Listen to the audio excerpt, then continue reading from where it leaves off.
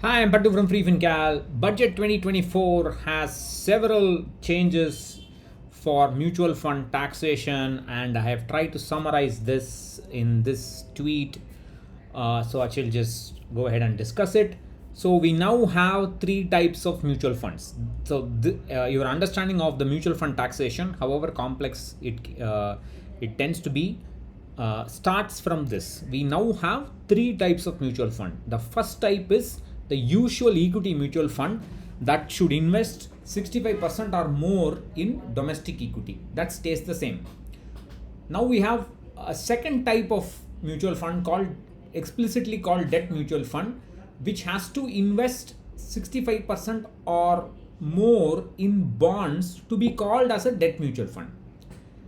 Then any other mutual fund that does not fit into 1 and 2 we will call as all other mutual funds. So this all other mutual funds or any other mutual fund is those that does not hold 65% equity and does not hold 65% bonds. So let's take a look at the taxation of the equity mutual fund. All these tax rules that I'm going to talk about come into force from 23rd July 2024. That is from today.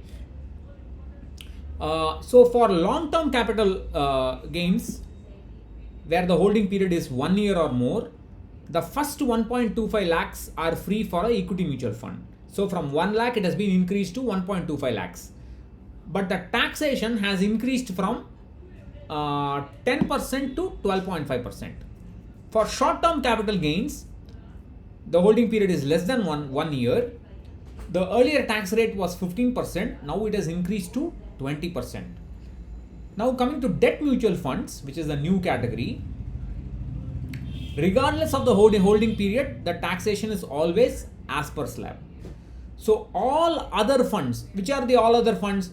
Let's say you have a gold ETF, gold fund of fund, international fund of funds, anything else that is neither an equity fund nor a debt mutual fund is an all other fund of fund. More example is, for example, if you take Parak Parik conservative hybrid, that is a debt mutual fund, so it will be taxed as per slab. If you take Parak Parik dynamic asset allocation fund, that is not an equity fund, that is not a debt mutual fund.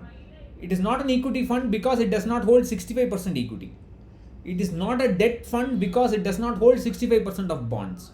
So it is a so-called all other fund, and the long-term capital gains is now 12.5% without indexation. Earlier it was 20% with indexation. Now it is 12.5% without indexation.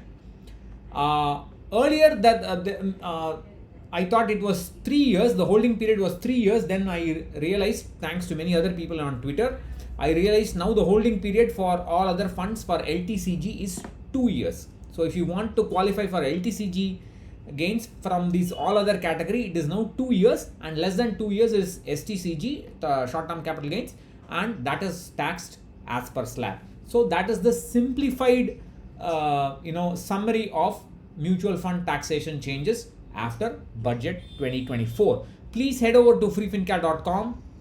You will see the budget 2024 coverage. We have a new tax regime versus old tax regime calculator. Maybe I'll talk about that in the next video, and many other articles.